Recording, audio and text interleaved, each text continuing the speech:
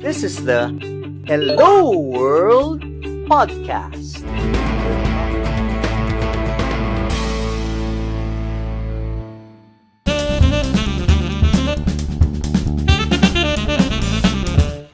Tom, Mhm. what are the best and worst things about being an entrepreneur?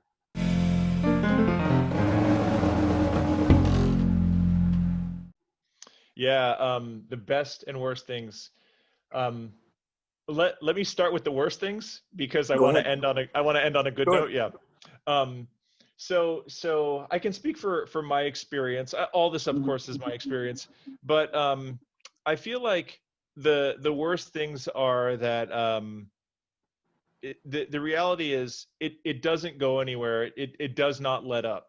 If you're mhm, doing something with high stakes, there's high risk, and also I feel like there's high pressure to perform. If you're going to ask mhm, people to join your team, you know their mortgages or their savings account there are depending on your ability to perform. So mhm, unless you really are just an incredibly well adjusted person, that's going to bring on some level of anxiety because you care about how you're performing for them.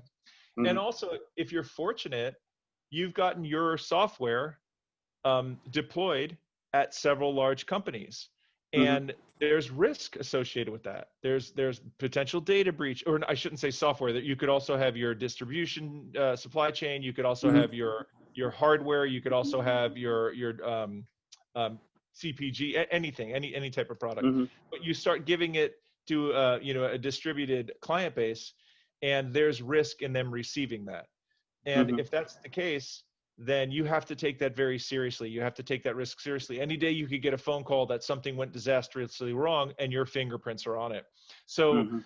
among the worst things are that never lets up. You're always on the hook. You're always Yes. responsible. You're always one Mhm, phone call away from having let a lot of people down, or mhm, suffering a really bad predicament. So that doesn't go away. It's that's also very energizing.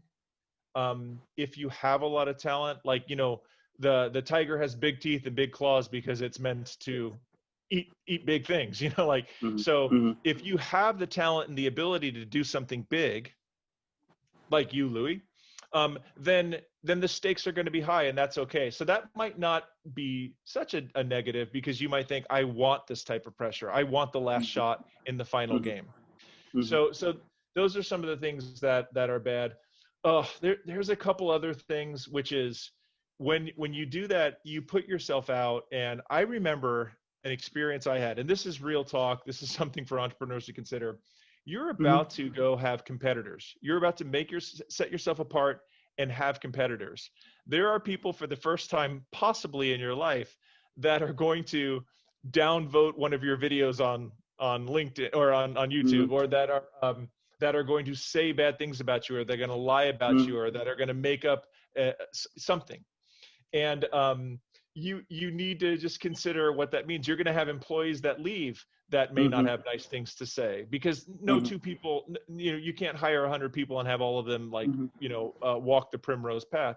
So mhm, a lot of negativity is unavoidable, mhm, and you just need to anticipate that. If you're a sensitive person, mhm, um, then you're just going to have to adjust to that. mhm, So those are some things.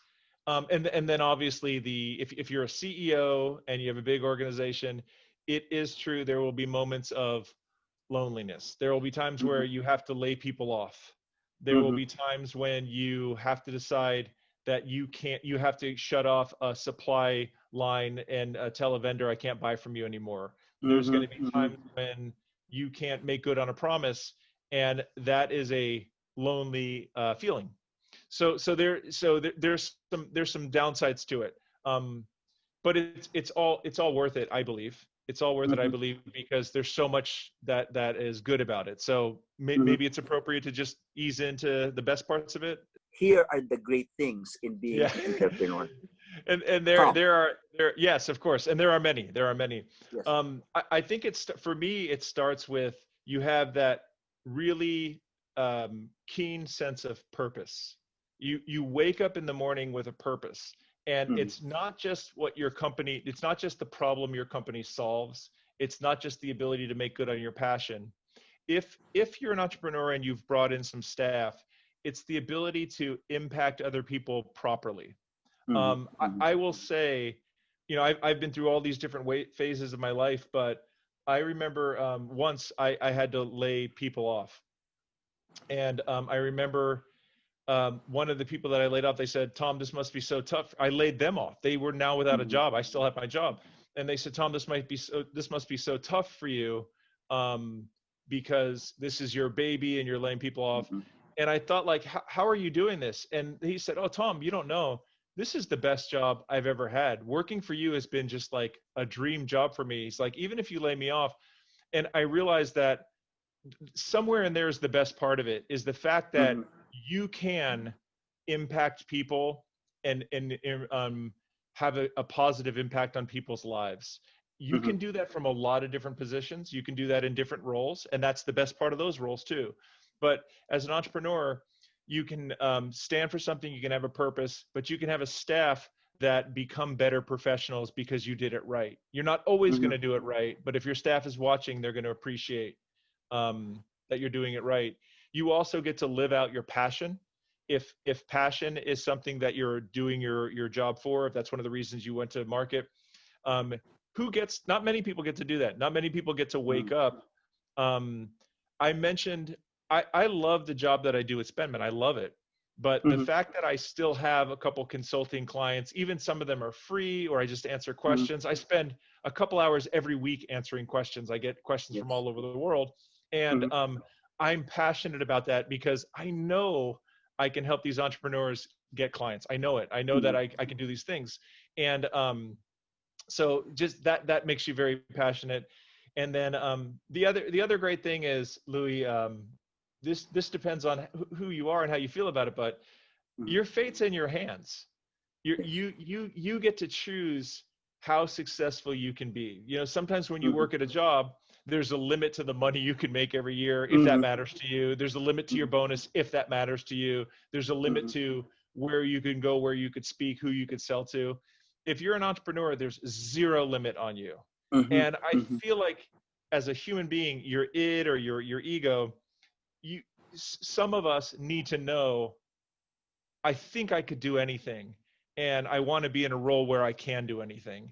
And that is the people who are hearing me right now are really hearing me. The people who don't hear me right now, fine. but if you feel like you could do anything and you're in a role where you're now afforded the opportunity to like just leap tall buildings in a single bound, then that's just a great place to be. It's very fulfilling. Hi everyone, this is Louis Banta, CEO and Chief Trainer of LJMB, or Learning Just Made Better. Thanks for watching my video. To get more videos like this, click subscribe and hit the bell icon below. If you like this video, please give it a thumbs up, comment down below, and share this video to others.